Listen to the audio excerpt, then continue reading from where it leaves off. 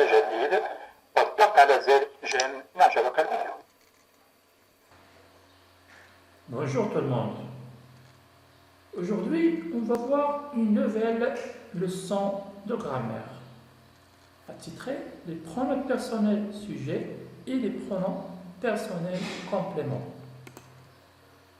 Alors, en général, les pronoms personnels permettent de désigner des personnes sans les appeler par leur nom ou de remplacer un nom ou un groupe nominal déjà mentionné auparavant.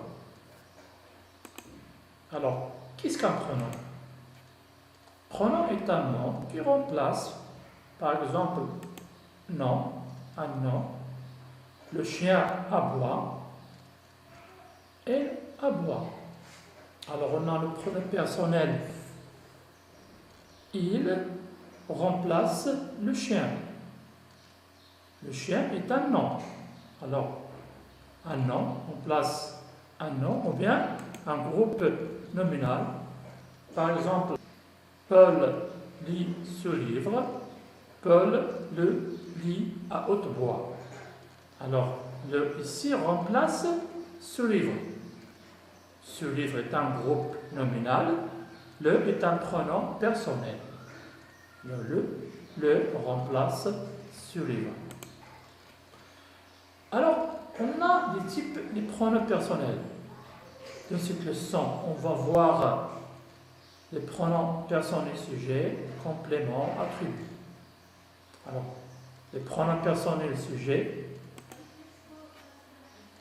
indiquent qui fait l'action évoquée. Par exemple, Rachid lit ce livre, il lit ce livre. Alors Rachid ici est un nom, remplace par il. Il est un pronom personnel sujet. Alors Rachid est un groupe, bien est un nom, ici joue le rôle d'un sujet. Il est un pronom personnel sujet. Alors, les pronoms personnels sujets sont au singulier je, tu, il ou bien elle. Au pluriel, on utilise nous, vous, il ou bien elle. Alors, c'est les pronoms personnels sujets. On a les pronoms personnels sujets au singulier, on a d'autres au pluriel. Pronoms compléments d'objet direct. Alors, les pronoms compléments d'objet direct désignent qui subit l'action. Par exemple, au singulier, on utilise le, la et l'apostrophe que on se trouve devant un mot. Un mot commence par un voyelle ou bien un H muet. On ajoute le L apostrophe.